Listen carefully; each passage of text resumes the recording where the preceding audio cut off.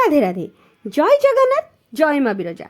तो आज मु उठी जाइए बडी बोहरु इच्छा न था कि देखुना मो आखिर निद छाड़ी मु पूरा ढोल मारुची किंतु मु उठी जाइए कौन करवा कर्मबहुल जीवन काम तो करिया पड़ो। तो शीत दिन सकाळ ना कमल तले घोड़े होगी लेट जाए शोबार मजा ही किसी अलग हेले आमको तो उठा पड़ो। बेले बेले मु भावे कि मु कुकुर कि बिले हो जाती कि एमाने ही तो शीत दिन असल फायदा नौ असल मजा उठाऊँ। जदि कुकुर बिले होता ना मत ब्रश करा पड़ता ना मत गाधे पड़ता हेले कौन करवा जेहेतु आम दी गोड़िया मनीष कर्म तो करिया पड़ो। कर्म न कले फल मिल ना आ मोदीजी हिसाब से खटी न खाइले कुर्ती केमी पिंधा।